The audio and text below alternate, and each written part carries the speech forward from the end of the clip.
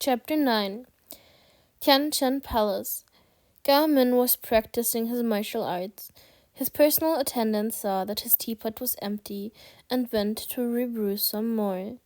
In the rack he found Gao Min's favorite drink, Liu An Guapian. He tiptoed to reach the tea cans and found a small piece of paper stuck to the bottom.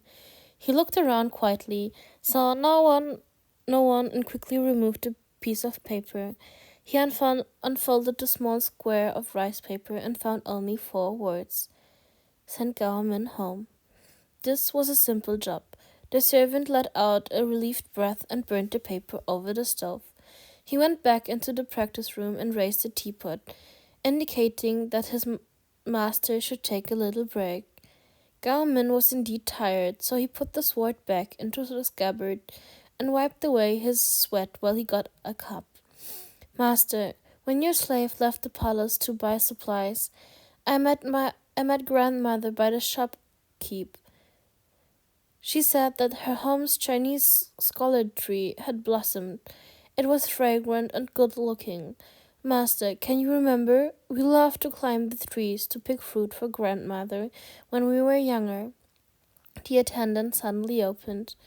Gao Min's face showed a reminiscent look. He smiled. Of course I remember.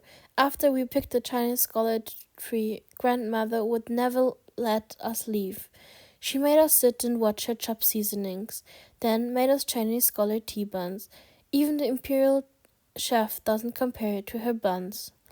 The servant smiled and eagerly nodded. Gao Min gave him a funny look, then threw out his sleeves and said, Great, now you woke up my Chan Chong. Quick, let's go back to the palace to pack up. We're heading home. The attendant hastily agreed. Then, while they were walking, he suddenly called out, We should stop by the imperial study to pick up young master. It's been a long time since he saw his uncle and his grandfather. Because of Li Jintian's indulgence, Gao Min actually never thought about this matter, so he brought his son and Prince Li out of the palace that afternoon. Li Jintian's spy sent in a secret report. You saw Prince Li enter Gao house? The spy nodded. What are they doing? Li Jintian's expression and tone was very calm, but his hand placed on the table was clenched. Slave doesn't know. The spy pressed his head lower. You don't know. I spent so much effort to cultivate you, and you can't even find out this small thing. Replying to Emperor, Gao family's home is surrounded by death-mate soldiers. They patrol for 24 hours without interruption. I'm afraid we can't get too close. Deathmates? Since ancient times, only the emperor could have deathmates. Just what was the Gao family? Yes, what's the difference between the Gao family and the emperor's house now? Compared to the millions of private soldiers in the hands of Gao family, even the group of deathmates were not worth mentioning. Li Xintian didn't get angry, he just laughed, laughing at his own stupidity. Once upon a time, when Qi family was considered the top family in the Yung country, they could only turn out a dozen guards and 100 servants. If such a family was considered the best family in the country, then what was the Gao family now? He personally infested his place with tigers. Li Jintian had never regretted exterminating Qi home as much as he did now. Just imagining Gao Min and Prince Li having an affair in the Gao house gave him an extremely painful headache. He massaged his anxious temple, and the sharp pain slightly eased.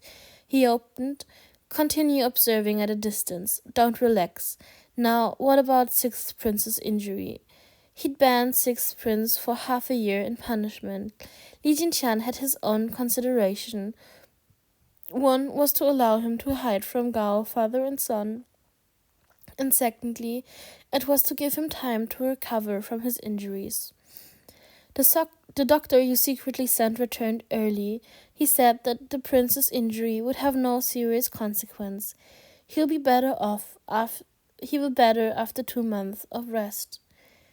I made the doctor relay some words to Tia, Chi Shujia. Did he understand?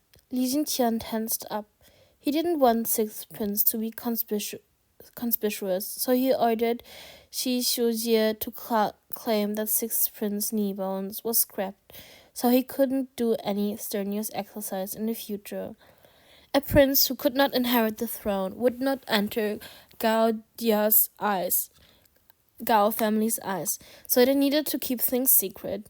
Li Jintian had to admit Shi Shujie was right. Even he, the emperor, couldn't openly move against the Gao family at the moment.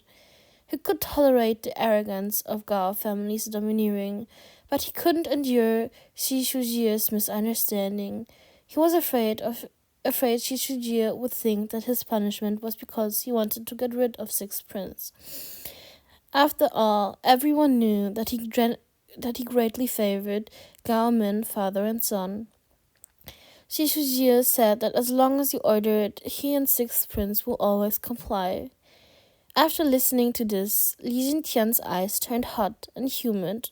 He secretly thought, yes, for two lifetimes, Shi Shujie has always respected me.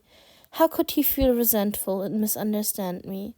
If he had not lost that memory after rebirth, if the person I loved was still Shi Shujie, how happy could we have been?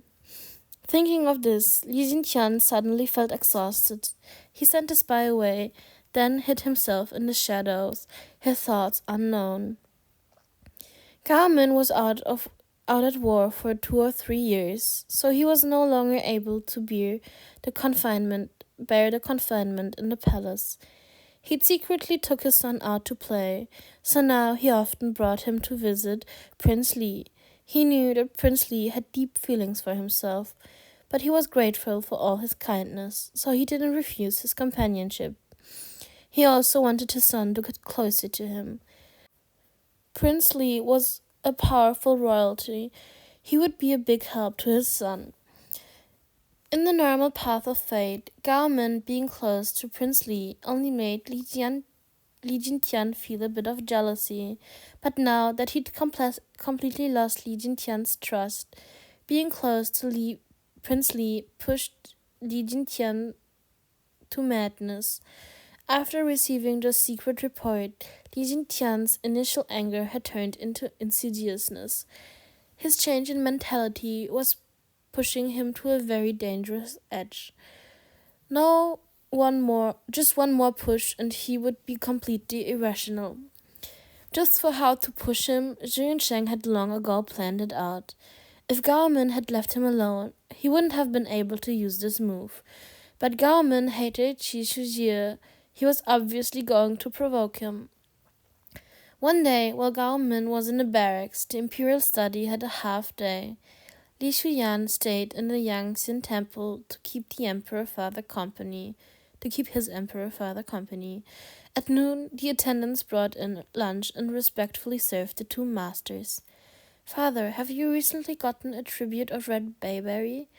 Li Shuyan pointed to the pallet of plump red bayberries and asked.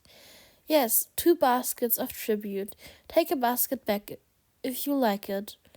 Li Jintian smiled kindly. "Huang Shu also likes them. Can I send him some?" "Whatever you want." Li Jintian's smile was unchanged, but his eyes were faintly colder. Fifth Prince sighed. "Huang Shu takes care of me a lot on the weekdays, so I naturally have to reciprocate. He knew the feelings between his concubine father and the emperor was very good, so there was no taboo words between them. "Well, send him some later." Li Jintian clenched his chopsticks. Then he said, "Quickly eat, before the food cools." Fifth Prince nodded, put a bayberry into his plate, then told the servant, "Bring me a pot of soy sauce." The servant quickly handed over the soy sauce. Then he saw him pouring it on the bayberry, mixing it with the chopstick, then popping it into his mouth. His expression while chewing was very satisfied. This method of eating bayberries was learned from Prince Li. Li Jintian also curiously tried some soy sauce. It was sour, sweet, salty, and astringent. All kinds of taste burst on the tongue, and he almost vomited on the spot. He twisted his brow and stared at the boy opposite him. At this time, the head eunuch suddenly joked, "Fifth Prince, did you learn this way of eating from His Royal Highness Prince Li? You two not only have the similar taste, even your eyes are the same. You look like you were made from his mold. The nephew is like his uncle. These words really apply here." Fifth Prince laughed without a word. He didn't notice how the words could be taken another way. He and Prince Li were blood related. It's not strange to look similar. But Li Jintian was suddenly thrust into inescapable thoughts. His heart disturbed. He couldn't even find out what Gao Min and Prince Li do in secret after deliberately monitoring them. What if the two knew each other before they entered the palace? When Gao Min had entered the palace, the Empress Dowager was still alive, and Li Wang, Prince Li, was her favorite son, so he visited the palace quite often. The two could have easily met in secret. Li Xinqian felt growing horror. The chopsticks in his hand almost snapped in half. If Fifth Prince is not my child, then Gao Min and Prince Li really do have a reason to assassinate me, because I'm hindering their three-person family reunion. No wonder Prince Li would say, "The day we've been waiting for finally arrived." No wonder. After finding out this critical missing link, Li Jintian consciously made up his own explanations. His internal organs burned, the pain was unbearable. The head eunuch noticed his abnormality and quickly inquired, "There's nothing wrong with me. The troubles in the south have recently turned serious, so I have a lot of sleepless nights." He managed to wave his hand. Fifth Prince walked over to pat him on the back and comfort. "Father, don't worry. Concubine Father has been preparing to attack the people in charge of the rebellion. With Concubine Father there, they won't be able to stir up more trouble." Li Jintian not only didn't feel relieved at these words, even his soul started burning. He nodded and sent Fifth Prince back to his palace. Then he summoned his spies. "Bring me a drop of Fifth Prince's blood." The order was quite strange, but the spy didn't question. A moment later, he brought a drop of blood to the emperor. Li Jinqian sent the spy away, then prepared a bowl of water. He dropped the prince's blood into the water. Then he immediately bit a fingertip and dropped in his own blood. The two drops of blood beads met, but even after a long time, they did not fuse. Instead, gradually a red mist drifted up from the water and ultimately dissipated. Li Jintian finally gave up. He pushed away the imperial table and laughed crazily. He laughed and laughed, then burst into tears. He couldn't believe that the person he loved most in the world was actually a liar. And even his carefully cultivated heir was a bastard. Why did Gao Min accompany him to death in their last life? Ah yes, Prince Li had suggested that he and Gao Min escape in a different direction in order to confuse the pursuers while he hid, but he had stubbornly wanted to stay with Gao Min. At that time, did they intend to run away together, and he got in the way? Li Jintian continued convincing himself that his explanation was reasonable, and he felt even more furious. Li Jintian ran out of the Yangxian temple with bloodshot eyes and instinctually arrived at the Xishan palace. Xi Xiujie was standing by a table, painting. Sixth Prince was nestled to his side, his arms wrapped around his concubine father's free arm, rubbing his shoulder as if he couldn't be away from his father for a second. Sixth Prince had grown taller, and his facial features had opened up. He visibly resembled Li Jintian's teenager self. The warm scene made Li Jintian's footsteps pause. Then he suddenly ran over and kicked away the table, picked Xi Xiujie up over his shoulder, and strode toward the inner hall, his voice hoarse. "Everyone, leave us alone." How could Li Shudong possibly leave? He was about to run after them when he saw Concubine Father slightly wave. his expression casual, as if the raging Li Jintian was just a powerless clown.